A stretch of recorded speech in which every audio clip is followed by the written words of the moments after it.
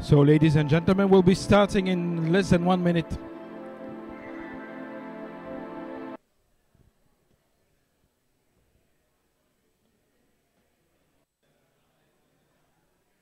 On s'est vu, c'est avec Impalabridge, tu travailles avec Impalabridge aussi ou pas? Non, non, non, moi je suis consultant SAP. Ah, ok. Mais là, j'ai vu ton message sur LinkedIn. Ok. Je me suis dit que j'allais passer parce que je suis cours d'informatique de gestion, un bachelier en informatique, et je dois faire un TFE là-dessus. Right, ladies and gentlemen, can you please go back to your seat now?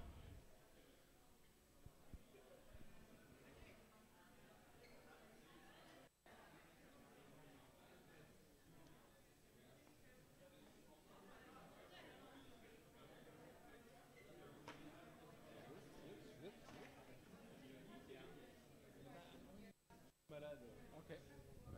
So let's start again. Shall we start again? Is that okay? It's because I work so I can get there.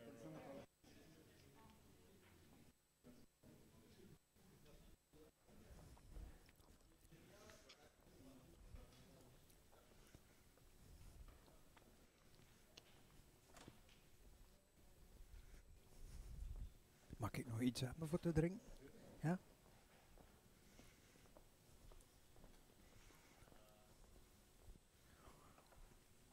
Est-ce que je peux avoir un Simone à soif, le fraise, s'il vous plaît, cette fois-ci? So, this next step now is going to be going into more details.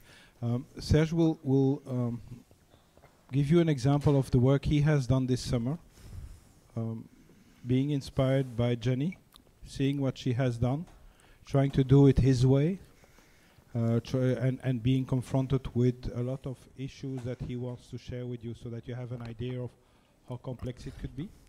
And he will also give you some hints on where he found interesting information so that you could also work on that. Yeah. After Serge's presentation, we will go into question and answer mode for about 10 minutes, so that I have tons of questions for Jenny. So ask the necessary questions. If you don't want to be part of that question and answer, and you already have your group, we can already split into your groups. There will be one group who is going to think on where can I find some additional data, and there will be another group who will very be eager to upload the data from Jenny and start working on it. Yeah. So basically, after the presentation from Serge and after the Q&A, you're free. And the only thing that we want to do is to have you out of here by 9:29, and then everybody will be safe. So have a good evening and get inspired by Serge's presentation. Okay. Can you hear me okay? Yeah, that seems to work very well. So I'm going to talk about my experiences in trying to make my hands dirty in an exercise, HIV drug resistance in Tanzania. Next slide, but it's me that has to do that. It's okay. You listened very carefully to Jenny's presentation, and Jenny's presentation was about a data set that basically gives a resistance number per country. 7% resistance in Tanzania, 6% resistance in Kenya. And the feedback that we always get with, and the data set that Jenny is putting into the hackathon is a real data set. We are using that today as we speak for a project, but we cannot unfortunately disclose the outcomes that we have so far. On the other hand, we've taken a few things out of the data set to allow your full creativity so that you are not biased by any twitch and glitch that we have put in there. So just to get new perspectives. Otherwise, if the whole world is painted red, you're gonna likely think in red. And we took the color out just that you come up with a different color and a nicer color, or maybe many colors. Now, with the work that Jenny has been doing so far, as I said, it's 7% resistance for Tanzania, 5 for Kenya, what have you. The countries that we, or the people that we present this to, always say, yeah, it's nice, great work, fine, but what is in it for a country? Why would Kenya be interested to know that they have 7% resistance and Sierra Leone 5 or 3? A value proposition to a country is what is happening inside my country. If you're the Minister of Health or the Chief Medical Officer of Sierra Leone, you're probably more interested to know what is happening inside my country. Where do I need to do something? Do I need to do it in the northeast, in the southwest? Do I need to do it in this province or in that province? And so here, the next step in this whole endeavor, what has been done at a global scale, can we now try to do that at a regional scale, inside a country? Can we take some of these ideas and port them to within a country? And then, so that's why this exercise started from the perspective, can we do this vertically? Instead of looking across all the countries, really zooming in and focusing on one country and go very deep into that country. Well, so continuously looking for data on one particular country. Now, why did I choose Tanzania? Basically because at one point I stumbled across an article that gave the viral load suppression, so the amount of viral load, has it gone down? At a regional level in Tanzania. And so I was like, oh, if they kind of put this out there, maybe there is more to discover. And so I went on and kept on searching and searching, and I'm going to give you a perspective of that today, because that is going to basically show you how challenging this exercise is. So with that, basically today there is some material available, and it's also been shared already in the drive where Jenny has put her material. So hopefully that can help as an additional data set for another team or another perspective. And so if we can use that, maybe that's a starting point to go to Tanzania and say, oh, see what we've done with publicly available data. If we now can exchange data, you bring other data, we can perhaps do more. So it's like a value proposition. It's a quote-unquote exchange mechanism of, this is what we can do, give us more data, give us better data, and we'll do more for you. Quite to my surprise, and I've started around the beginning of June, the more I dived into this, the more data I discovered publicly available. So, and I just spoke with Saira, and I said it was actually very frustrating because sometimes I was very happy. Jenny knows that, Annelies knows that. Oh, I found this data, and then the 2 days later, yeah, but it's not really that, and I need to find more. But I guess for those of you who are in data science, you already know that. For those of you are not in data science, and I saw a few hands being raised, stepping into the bootcamp, well, I'm glad to say this is what you're going to experience in your work with data science. But the reward is big. If you then have a model and have some prediction, it's a fantastic feeling. I'm not going to go into detail, but just to give you a flavor, and this presentation is shared, so for those of you who want to continue on this Tanzania exercise for whatever reason, this is already a great starting point in data sources that are out there. So you don't have to find these, they are already there. And it's even 2 slides. Voila. So as you can see, there is the National AIDS Control Program, Tanzania Commission for AIDS, National Bureau of Statistics, the Tanzania Budget Explorer. I was really surprised to see that they have this beautiful dashboards where even our government should be very jealous about.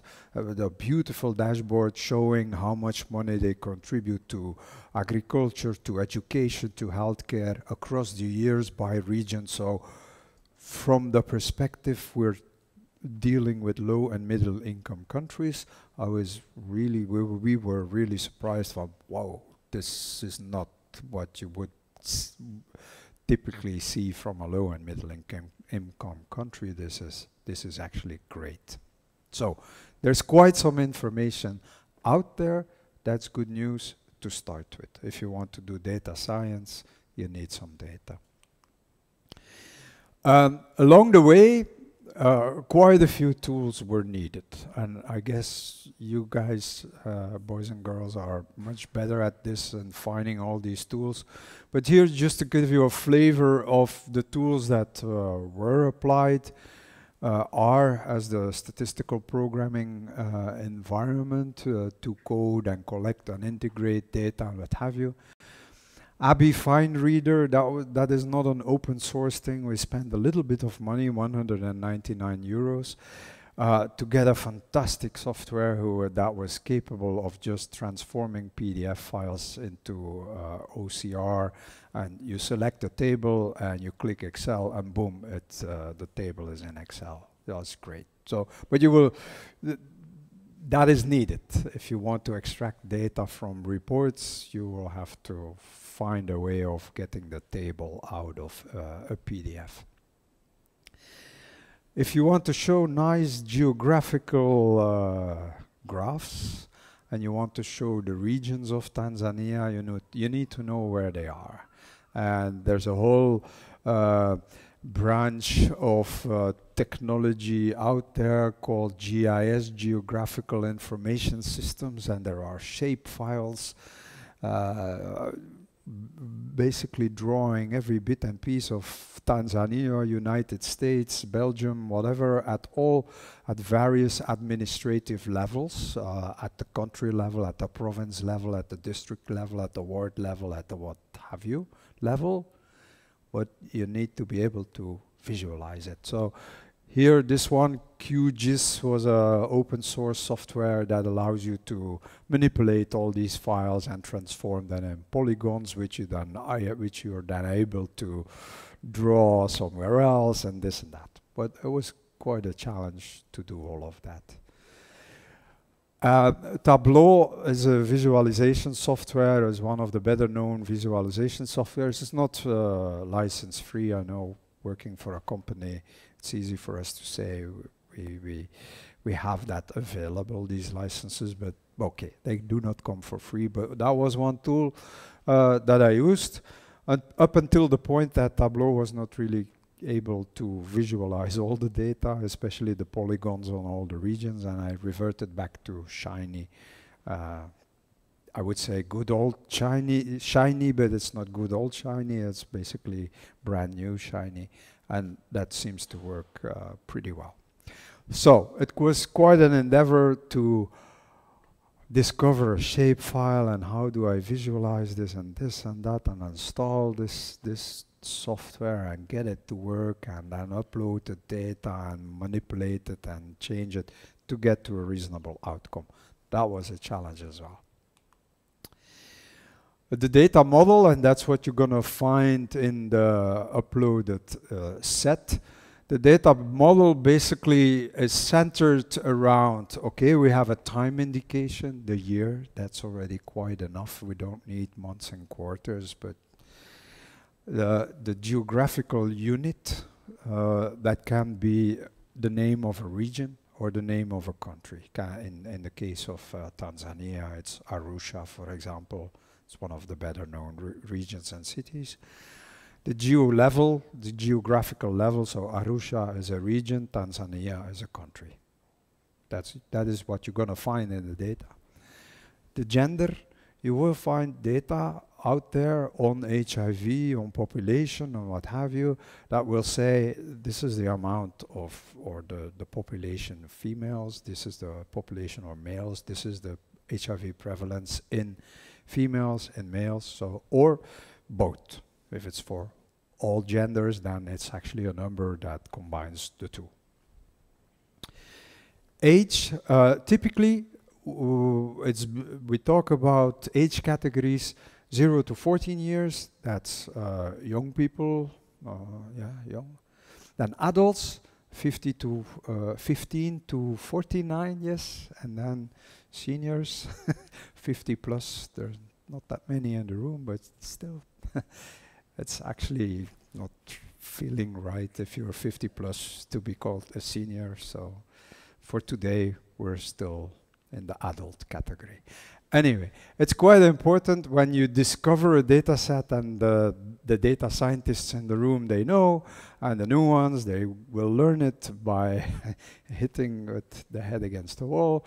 If you find a data set and it says it's only for females and it's 15 to 49, well, you cannot add that up with something that is for all ages and for both genders. And that's actually what my next slide is.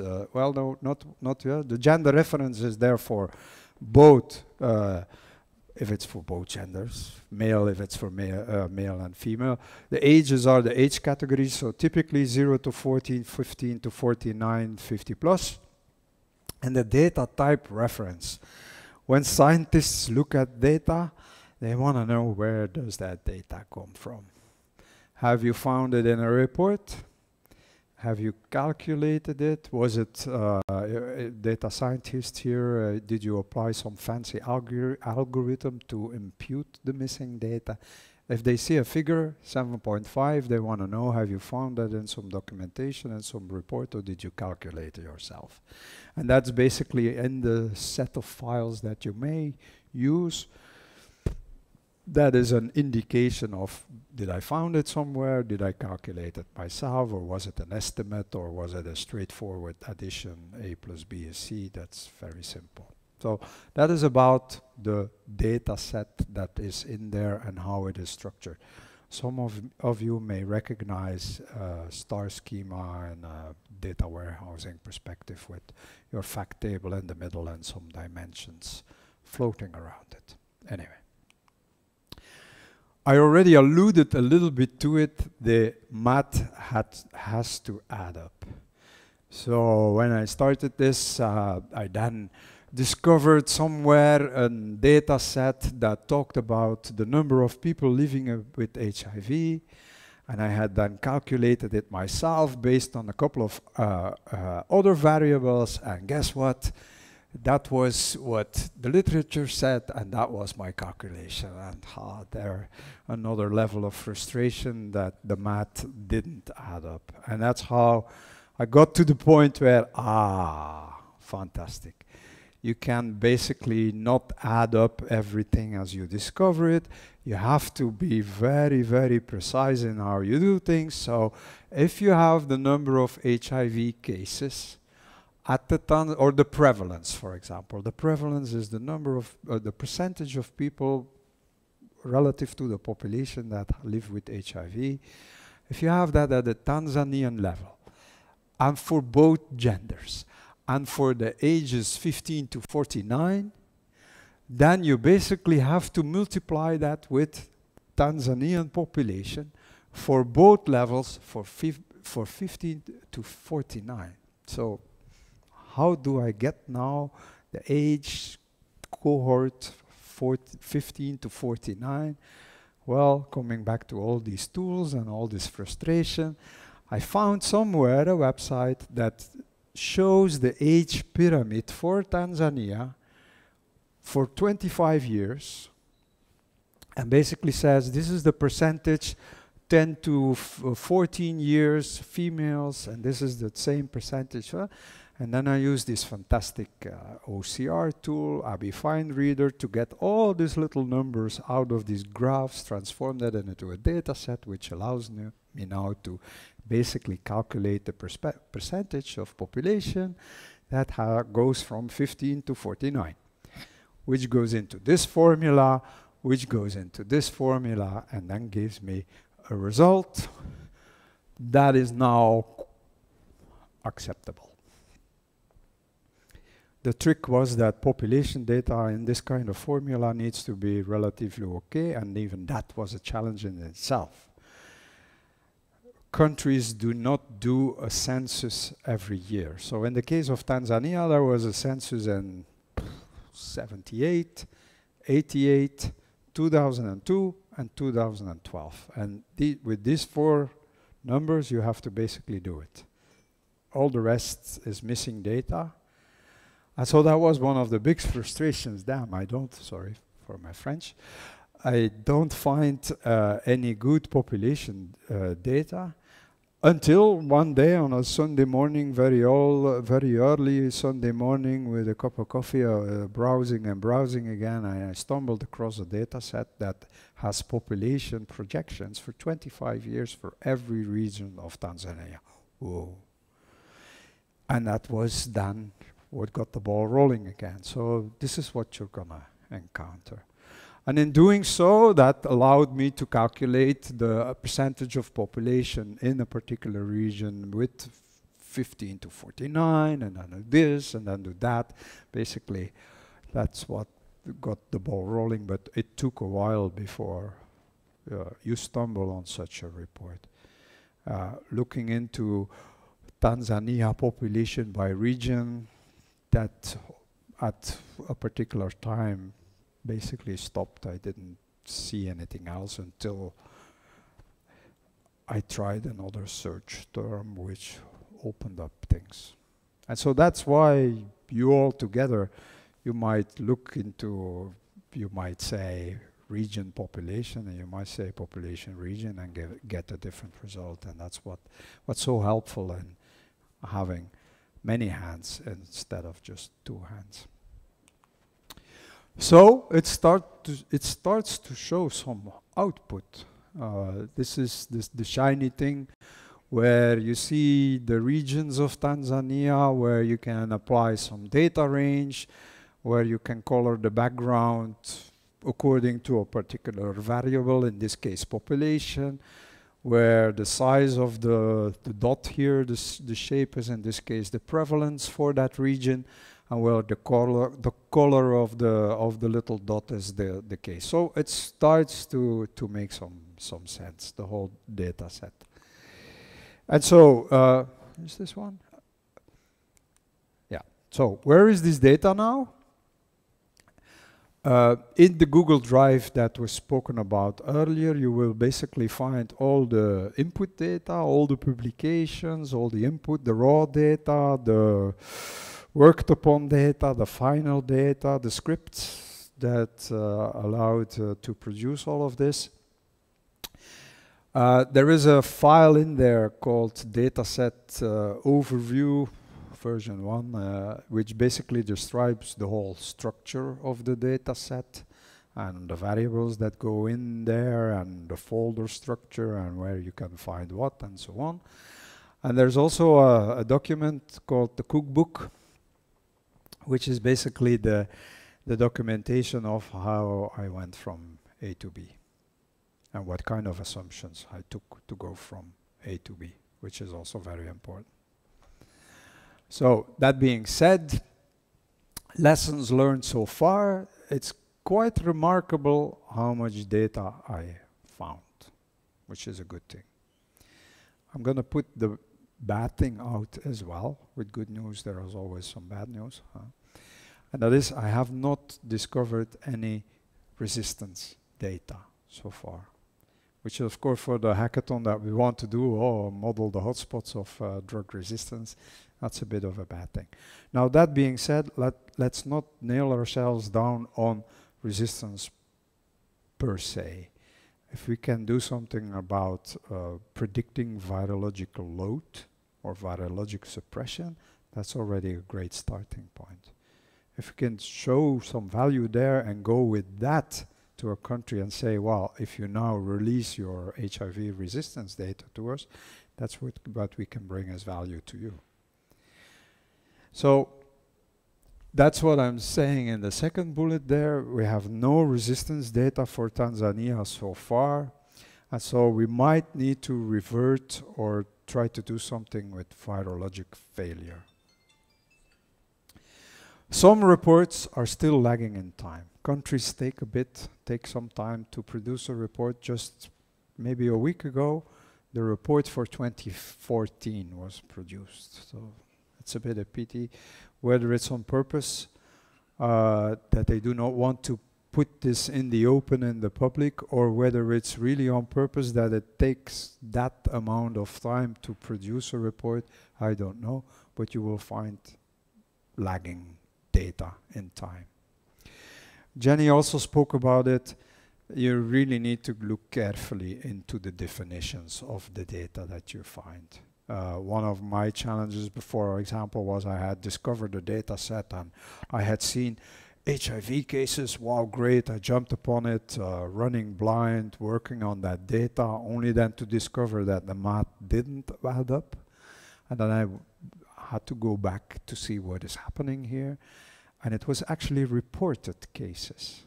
Now, why is that different? Reported cases is the clinic that reports, oh, I have 5 people here with HIV.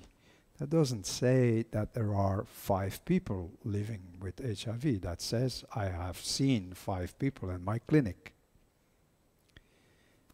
If in that region that that clinic serves, there's 150 people living with HIV, you don't catch that by 5 people showing at the clinic. So if you then looked into the small print, it said, yeah, it's only reported cases, which is not representative for actually the number of people that live with, but we estimate that only 20% is being reported. So you had to multiply by 5. If you then did that, the math didn't add up, and so I used another trick, which is explained in the cookbook. That said, population data has proven to be like the thing that you need for as a solid basis, because many things are a percentage relative to population, and if you want to calculate and calculate back, your denominator needs to be a solid one. In some cases, published data are estimates. Countries do not know what their HIV prevalence is. How this is typically done is that women that are becoming pregnant, they go to see the clinic, and that's where they are being tested. And so basically the prevalence of a population is an estimate that is based upon the number of women that come to a clinic that have been tested positive for HIV. So even what you read in the document is not the real number. It can be a projection, it can be an estimate. In this case, it's a well-known and established estimate. So nobody will challenge you on that one. But just to give you a feel of what you read is not always the real number. It can be an estimate. And then in your exercise, you have to take a lot of assumptions. If you don't find the age pyramid per region of Tanzania or any other country for that matter, and you need it, you will have to make an assumption. In my case, for example, I said, okay, I distribute age pyramid similar across all regions. Good or bad, I don't know. And so a few other. But the thing is, document your estimates, your assumptions, I'm sorry. Document them so that people who read your work, or if you get back to your work after 2 weeks of holiday, that you actually know what were my starting points, what were my assumptions, why this. And then people might challenge you, but your assumption might also be reasonable, and people will say, yeah, okay, I think this is fair, continue. But basically, the message is document your assumptions as you move forward, because it's growing and growing and growing in exercise, and so you will forget by the time you're at your end point, you will forget what your assumptions were at the starting point. So where can you help? Because that's what the hackathon is all about. Continuing the exercise for Tanzania, there's still a lot of data out there that I haven't captured yet.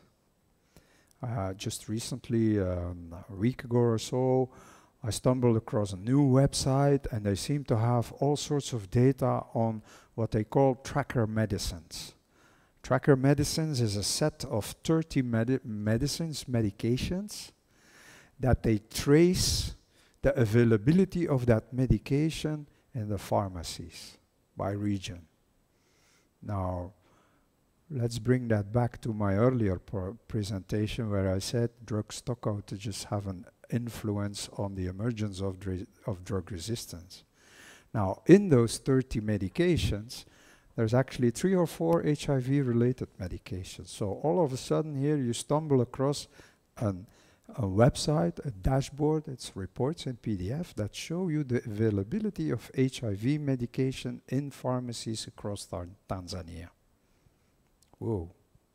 So, that said, there's still a lot of data out there that has not been captured, that is not present in the data set, so therefore an appeal for your help to help capturing and collecting that data into the data set. In this case, transform the PDF into a data set and then take the appropriate columns out and put them in one single set. That said, from time to time you need to validate your work. And so, for example, you put together an awful lot of data based on this and this and that, and then 2 weeks later you read a new report about the HIV prevalence in the regions. Well, do your graphs actually match up with that newly published graph? Does it make sense? It doesn't have to be precise at the number behind the comma, but does it make sense? So validating what is in the data set, is that actually being observed in the reports? That's an important case if you want to work on the data. Then, of course, what it is all about. Some time ago, it was said in Time, I believe, that data scientist was the sexiest job of the 21st century. So now we get closer and closer to that sexiest part of the job, using the data, trying to make sense out of it, trying to visualize it as a first model, basically, or trying to apply a model. So use that data. Because there's no resistance data, there might be some unsupervised techniques that might apply here, and with virologic failure, for example, there might be an opportunity to do some supervised techniques where you model first known input to known output to validate your data set and then to apply it to unknown output. Just earlier in the week, I got some feedback from people in Tanzania stating, well, here's a list of publications, whatever you PubMed, Lancet, publications on HIV drug resistance. That is not a data set as such. Here you have 2%, there you have 3%, there you have 7%. But maybe there are some clues in there that we can translate into some data set. Don't know.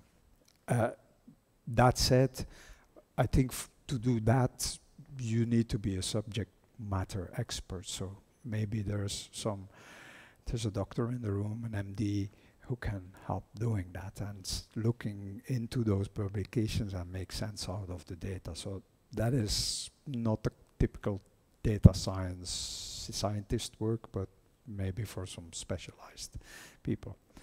And then, last but not least, I took Tanzania on the basis of that article that was maybe good, that was maybe not so good, that was maybe a good starting point to go through all this trouble, getting us to this point. But in essence, the technique, the methodology might apply for other countries as well. Kenya, Uganda. And as another person spoke, I had to kind of say, I said to myself, well, first have a look before you tell that to the audience here. And Kenya has a virologic failure dashboard That starts in 2012.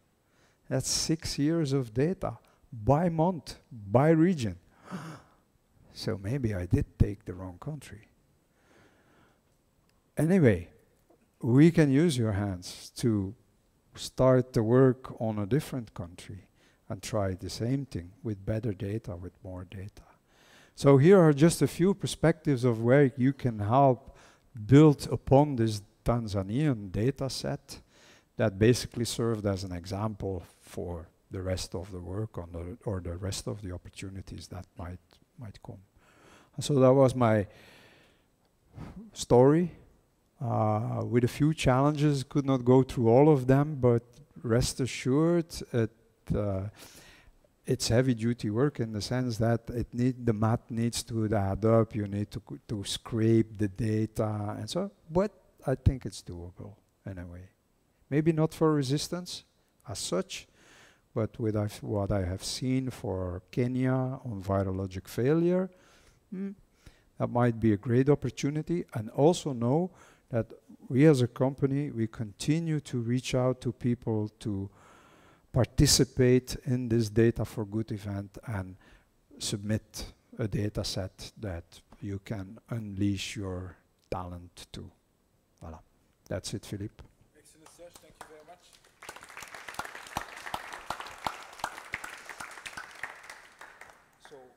So we all want to ask some questions here. We'll limit that to 5 questions in public, and then afterwards you can, if you still have a question, go to each person individually and ask the question there. So who has a question for either for Annelies or for Jenny or for Serge? Hold on, I'm yeah, coming the over. mic.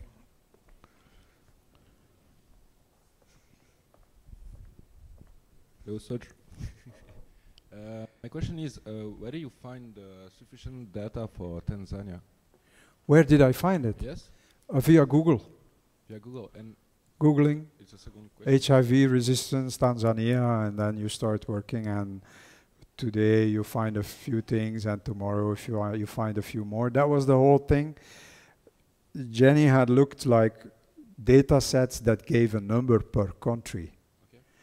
And I took that approach to a regional level and really focused on just one country. And Tanzania is an example, but it might have been Uganda, Kenya, or another country. Does that help answering your question? I got the second question. Do you had the data from the literature? Do I have the data from? You compared your curve to the one of literature. Yeah. Do you have this data? The data is available in the data set now. Is there a difference? In fact, you got the same data or the same model as the data of the literature you get. And so there is no model yet. This was so what was shown there was the number of people living with HIV calculated from the prevalence. Remember, prevalence times population gives number of people living.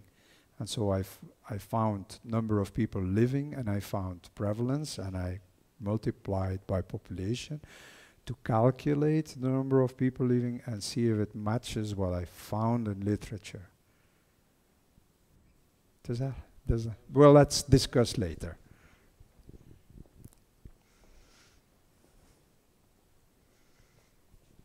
Hello, have you tried a neural network embedding on some literature data in order to find exactly what are the features linked to drug resistance, to HIV resistance? Have I tried that? Yes. No.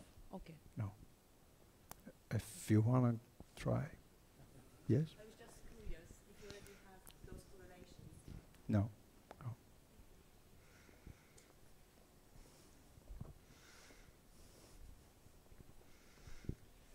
Just thinking about countries that you might be able to find good public data for, or you might be able to reach out to them and actually make a contact where you can get data, is South Africa.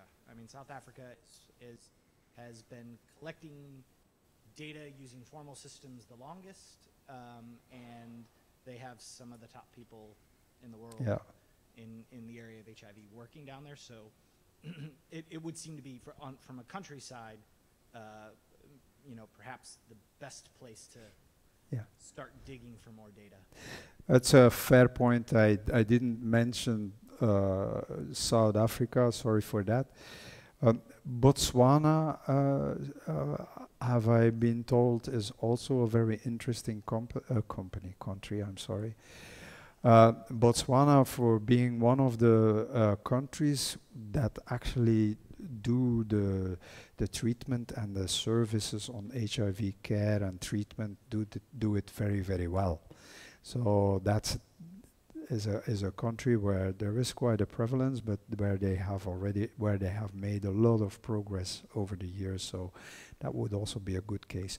But these ones definitely, Kenya, Uganda, thank you for bringing it up. South Africa, Botswana, these are the, if we would need to pick 4, these are the 4. Yeah. Hi. Wait. I have just a small question. Can you speak up, please? Yeah. While you were talking about the amount of data you were capturing, like going through days and you were capturing some data from a particular website. So how you were actually relying on that particular website, to validate that data from a particular website, how you were actually, okay, this particular website is really reliable or not? Fair point. Or is it really, okay, I grabbed this particular data, yeah. It's a fair point. You don't know. So if you find a data set on WHO or UNH, or you have to rely that their data is okay. There's one aspect maybe that we didn't put that much forward in our presentations, and that is that we want to do this project and exercise without putting any additional burden on a country. And that is, we could do or work with a country to do, say, a national HIV drug resistance surveillance program. Going in there, testing people, interviewing people, etc., etc. But that for a country that is already poor, where resources are limited, it's an additional burden. So the whole concept and notion is basically do as much as you can on the best available data without any additional burden. So that is basically the uniqueness of the approach, and try to rely on data that is collected on a day-to-day basis without setting up a big program to collect additional data to do this. That's what it is about. One question, when we started this project that I had in my head, and has been rephrased today as well, is why don't you just pick up your phone and call the local university and ask them to get all the data? Yeah, we've done that without success, in the sense that you might realize, we realize by now that data is very valuable, and universities is an academic institution. What do they live by and from is publications, research on data. So it's very difficult for them to say, well, here's all the data we have collected in a study, and off you go, and do something with it. So with this and with the data sources that you saw in the beginning, I contacted a university. I contacted 2 professors, okay, via my colleagues and so forth, in Tanzania. We got to we had a meeting and this and that, and now basically it stops in giving access to the data. That is our challenge. The moment we can show value, I'm sure it's gonna open up, because then people will start to realize, this is what we can do with our data. This is how this data basically that we now collect routinely is turning into action, into value for this particular program. But it's very hard It's like selling a vacuum cleaner. Somebody knocks at your door and says, "You know what? Give me your money. I'm gonna make you a good vacuum cleaner. Will you buy it?"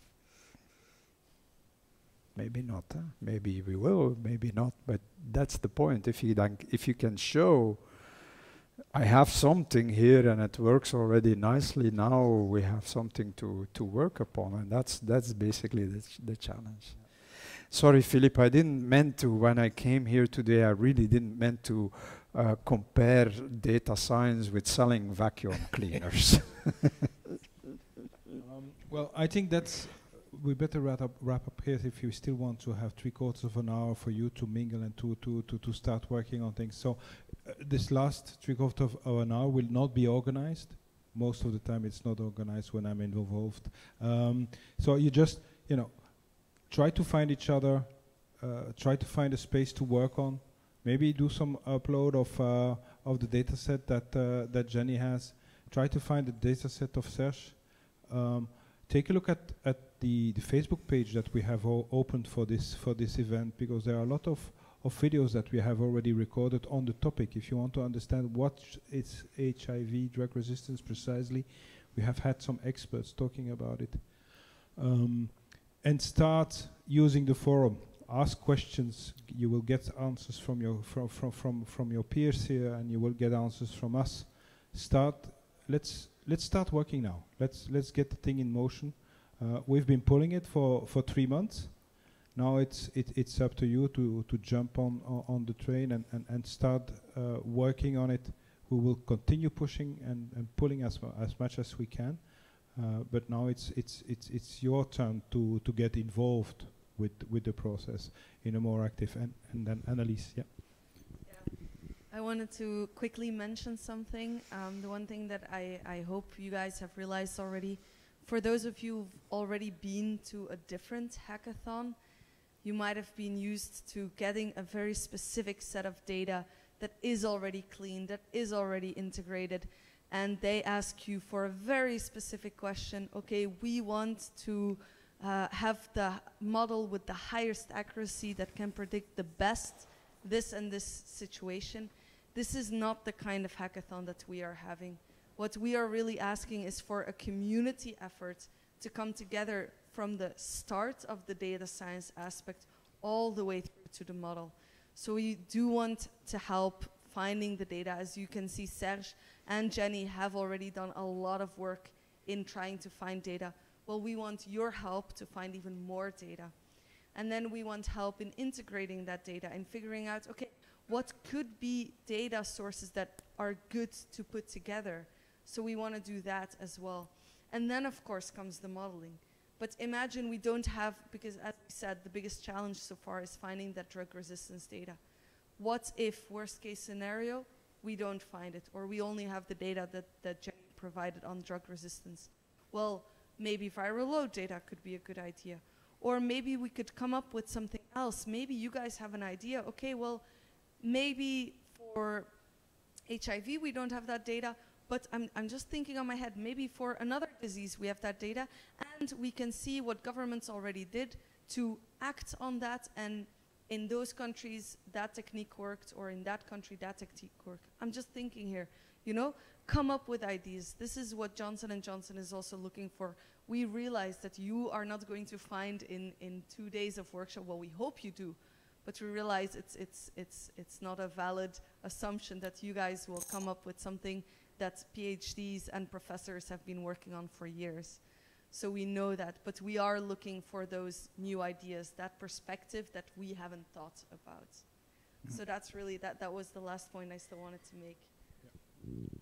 So that's your challenge. We have 4 weeks. We will come back together here at the same place on the 27th of September. We will swap the classroom. It will be up to you on that day to explain what you've done with your team.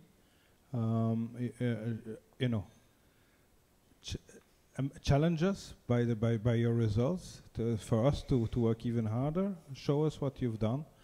Try to create that group. Reserve your day of the 27th of September, because that's where we will come back together here.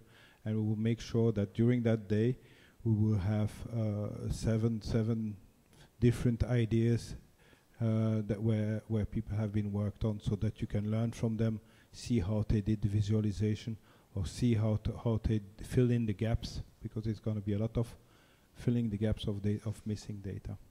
Thank you very much. I would like to thank again Serge for being here, and Jenny for all the work she's put in, and Elise for being as faithful to the community, and an example for all of us, all the boot campers at the back, and all of you who made up some time available to work on a very good purpose. You are going to learn, and you are going to make this world a much better place. Thank you very much. Thank you very much.